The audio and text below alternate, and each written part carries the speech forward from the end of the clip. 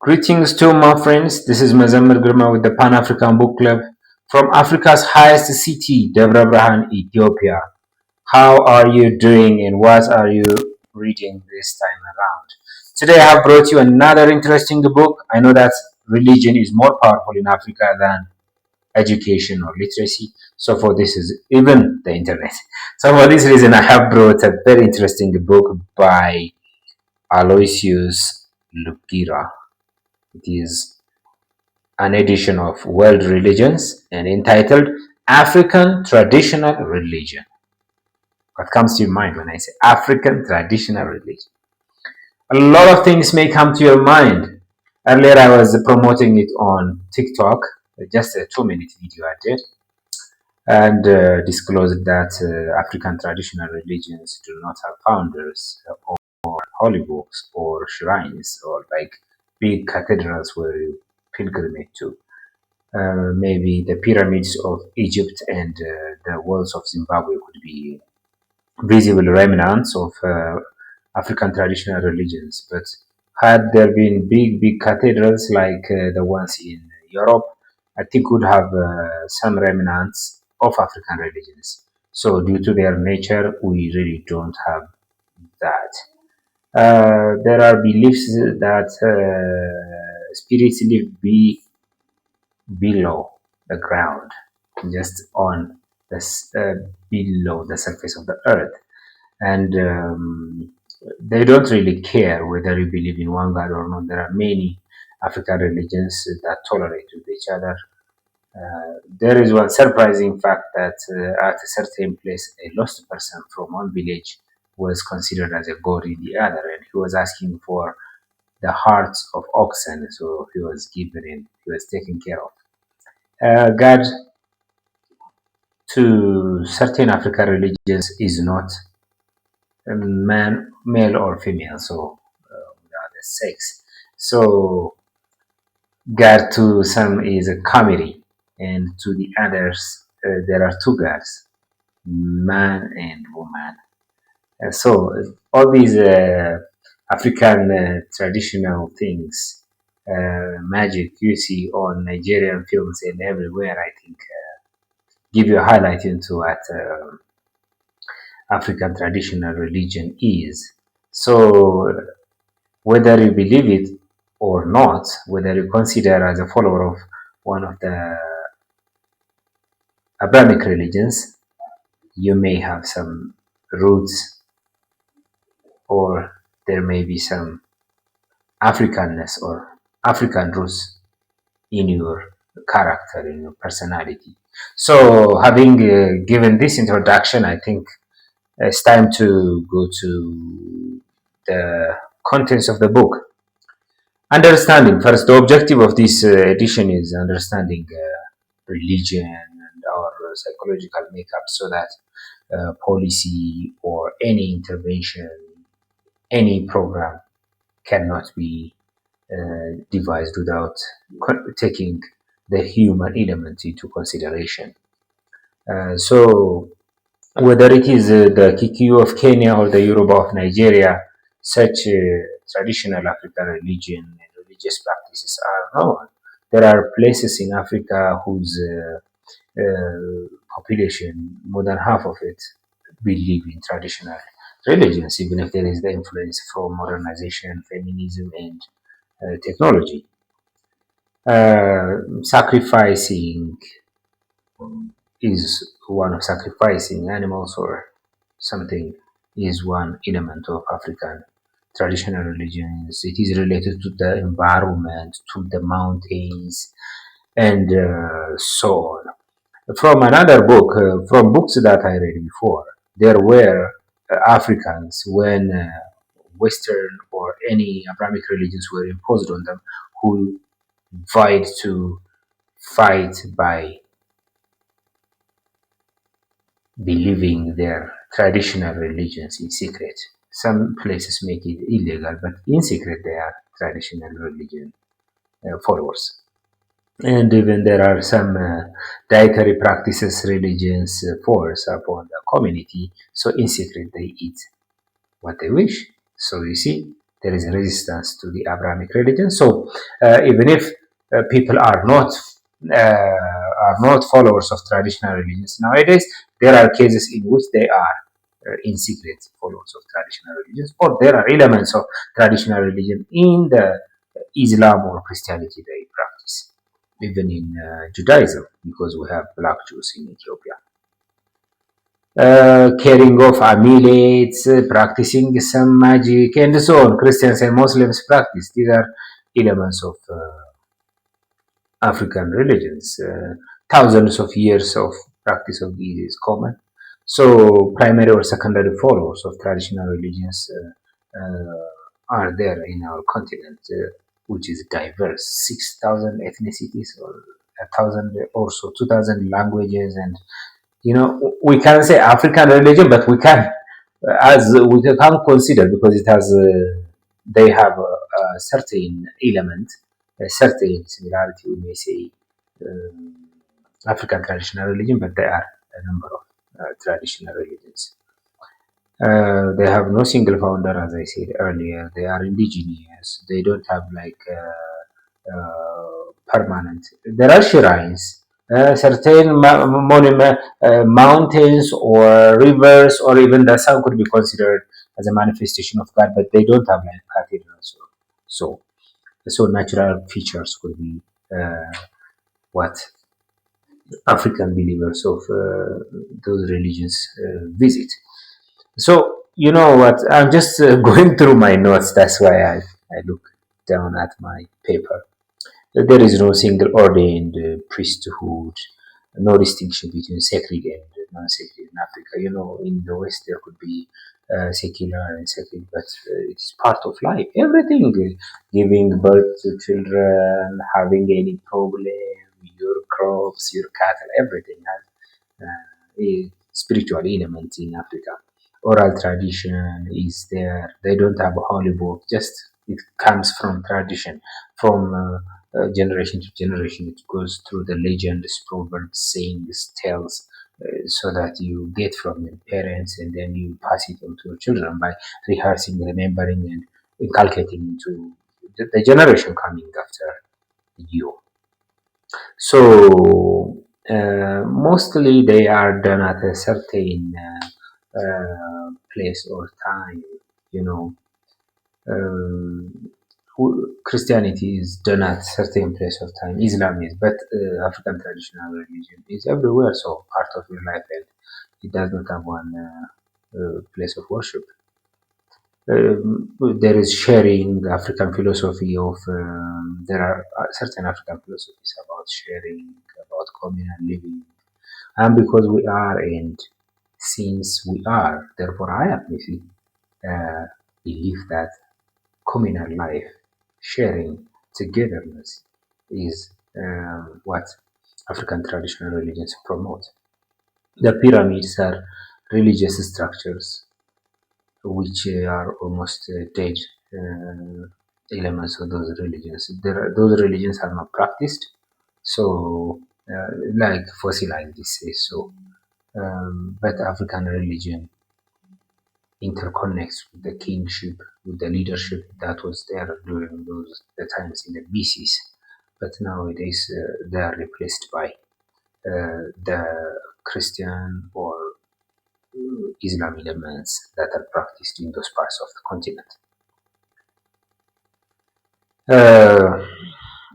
The interconnection of the dead, the present, and the future generation through religion is also one element. I think if you read Chinua Achebe's stories, one story, Dead Man's Path, tells us that there are the people believe that the people, when they go to the burial site, crossing the school, and children, when they are born, they come from the burial site place to the village. So there is that belief even reflected in the literature of the continent. Even Ethiopian Jews had traditional elements, including, African traditional elements like the amulets, the magic, the rituals, the prayers, everything are practiced by the Ethiopian Jews. So Christians, Muslims as well. Extremism nowadays is or just pressure. from certain religious fathers or movements to believe pure Christianity or Islam. I think is one problem on traditional African religions, according to the book. The Copts of Ethiopia and Egypt are also the Christians, Orthodox are mentioned, but early from even before the Coptic one, the flight of Saint Mary to Egypt is also mentioned. So African elements are there. Even Carthage and North Africa Christians before the coming of Islam, that is mentioned. But our focus is on traditional religions. This African traditional concept of God helped Christianity and Islam grow. Already there was the religious element, so when Christianity came with one God, so accepting it. Trinity concept, because Africa believed in many gods, so they accepted it according to the book. Islam says there is no God but Allah, or God, capital. There is no God, small g, but Allah, or God, capital G, and Muhammad is his prophet. So this philosophy came, and there are certain African elements that go with it, but mostly both the Abrahamic religions contradict with the African religions, so they had to discourage the people from believing in it. Arriving at in the 7th century AD, didn't consider African religion Islam. Its believers to Islam are kafirs or infidels, but African religion nowadays, even the Catholic Church and even though there is a certain World Federation, decided that African religion is a religion and they are in the council. Early Islam didn't wage a holy war, and it was embraced by Africans. Africans accepted early Islam because it came peaceful. Portuguese explorers in Africa, in Central Africa, were accepted with hospitality. Africans didn't want to lose their religions, but gradually this hospitality was taken advantage of, and those Africans were under pressure. So the Portuguese sponsored Christianity, but it ended badly and resulted in the slave trade. The European missionaries in the 19th century came, they saw African religion, even not as a religion, but as a superstition and ignorance. They understand African traditional religion and they try to create a connection between Christianity and African spirituality. Now 46% of Africans are Christians, and African religions have the same understanding among one another, and they coexist. African religions have the same understanding, you see, but coexistence is within African religions, not with Christianity.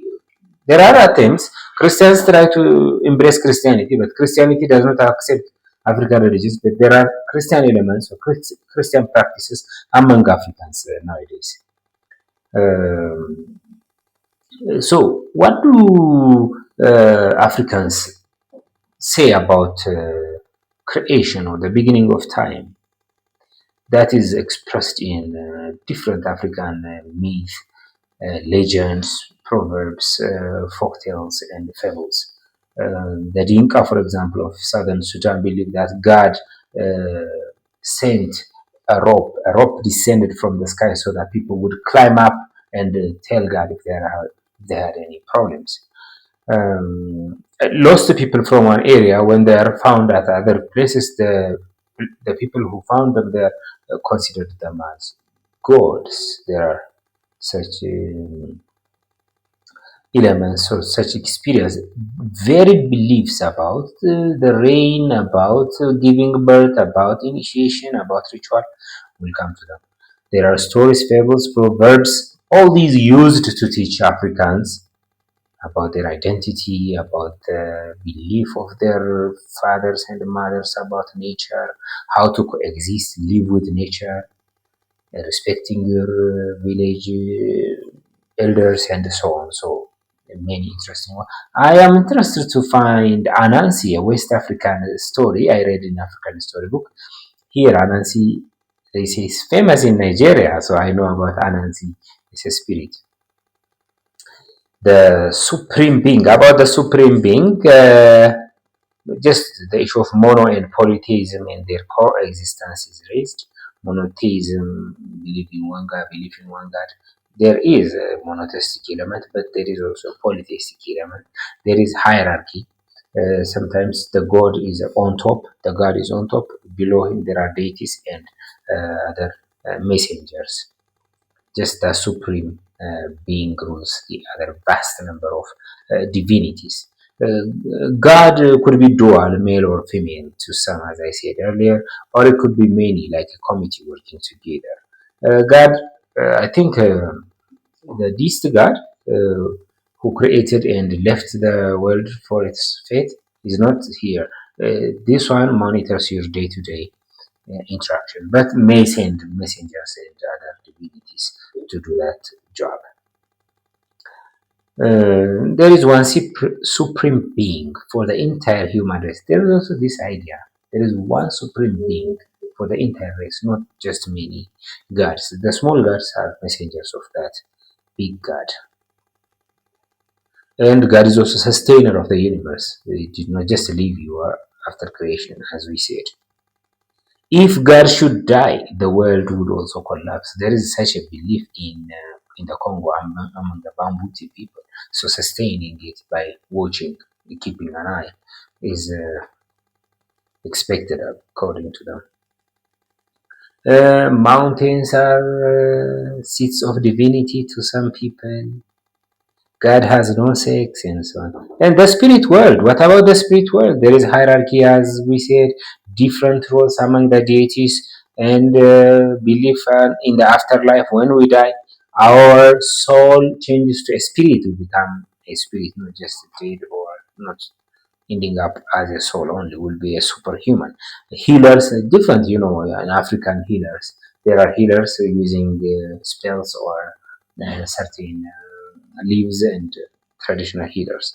In a certain community, there are 1,700 divinities, but in others, they could be numerous. Foreknowledge or prediction about what will come tomorrow is also another element of this African religion. Divinity which prevents smallpox is also found after the smallpox epidemic. In chapter 5, we have rites and ritual. African life is really impressive when you read about these rites, ritual, rites of passage, initiation, giving birth. That is the celebration. All of these are part of African life when you read fiction, history, and when you watch even movies. I remember from Mandela's initiation ceremony, the day he was initiated, or like he was motivated to struggle for the African people after a man advised them. You can read it. I think it is in the Long Walk to Freedom, not in Higher Than Hope. Both are his biographies. So these rites of passage are part of religion, not just done for celebration only. In Kosa people, for example, manhood initiation right, they don't eat for 7 days. They use after they are circumcised, they don't eat for 7 days. We are equal in this regard. I for 2 years I did not eat for 7 days. I practice prolonged fasting. I think I told you about that. Pregnancy, birth, naming, initiation, marriage, aging, death, all throughout your life it is intertwined. I think I read about this also about the Native Americans. Linda Hogan wrote about just the horses, the donkeys, every animal is related to life. It takes a village to raise a child. This proverb, African philosophy, tells us that the elders, the grown-ups, take care of the children and guide and teach them through the sayings and oral tradition and monitor their day-to-day behaviors and teach them. Rituals are religiously meaningful acts. There is prayer when they pray. Maybe they need some religious fathers, music. There is music related to religion, the different musical instruments, including the drum, dancing, sacrificing, bringing rain. Rain. There are people who bring rain, rainman, or even there is a rain queen in South Africa. Planting, harvesting, and all these rites are related to religion. Just when even in Ethiopia, I think we had all these. Well, the songs, the harvesting season, and the planting season, and during the free when the seasons change, rainy season, and so on. But due to religion, we currently have really little trace of that. In secret, only I think people may practice. So if we say this, there are ritual leaders, the normal village ritual leaders, or there are rulers who are leaders seen as a priest and leader. So because it is not separate, they are not separate. Mediums, these people are who contact the spirits so that they help you. Either healers, they heal you, or they cause suffering upon other people. This is dangerous. They cause suffering. They are rain makers and rain stoppers who would make rain and who would stop. I think during the third African Cup of Nations, Haile Selassie used a rain man to stop the rain from the Addis Ababa Stadium because it did not have a roof. I heard from an interview from Jagama Kedwa, a famous general. In the sixth chapter, we have sacred spaces and places. This could be just places, not big buildings. Even when your religious items are taken to the museum, there is a story where a museum is a sacred place for a certain community. For normal people, for visitors, it could be a museum, but for those people, it is a sacred place. Politicians should take into consideration the religious aspect of the people so that if it is a shrine, they don't really develop it into another school or a hospital. So that should be taken into consideration. So African religion has this significance to date. There are religions that believe the whole land is sacred, and below the earth there is a spirit. Even they believe that the symbol of supreme being is the sun. There are temples or shrines, tombs.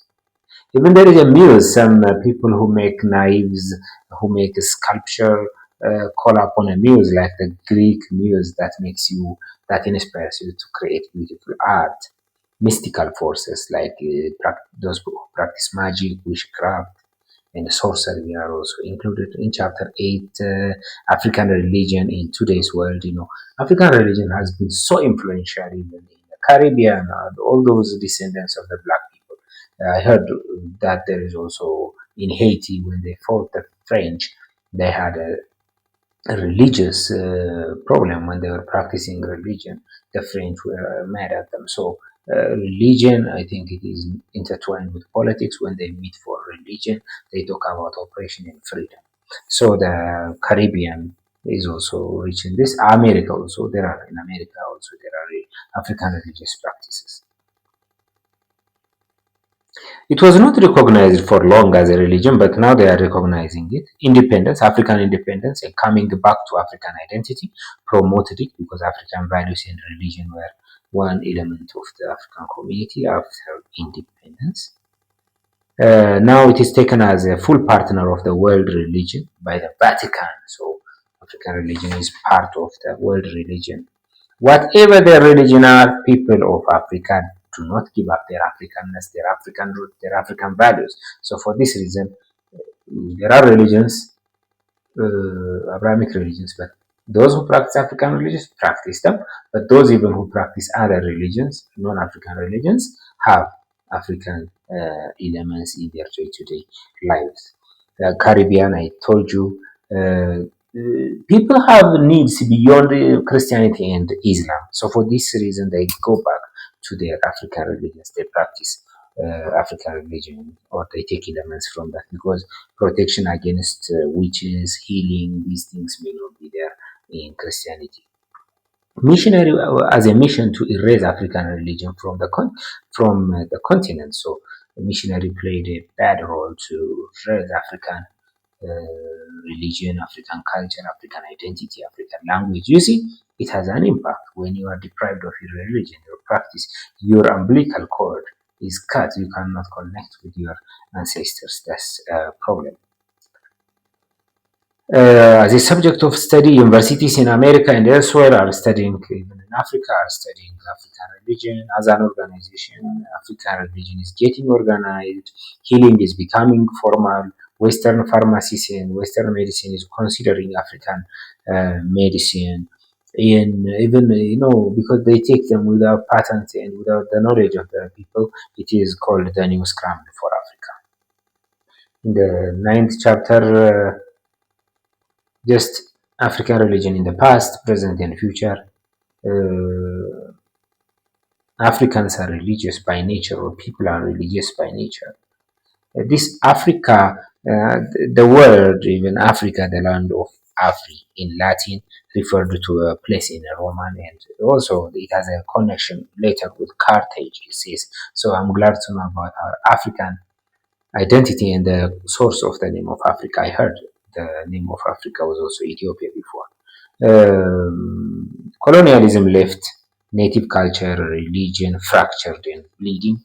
That is one dark secret, dark history. During the colonial time, African religion had its own course. Independence brought many aspects, and education revived confidence in African religion.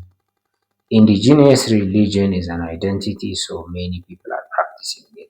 Those who want to go to the roots are practicing it. Next, tolerance, understanding, and dialogue. This is really interesting. Everywhere, wherever you are, whatever you believe, a mix of traditional African religion and Christianity is emerging as something. There are in South Africa 5 million people.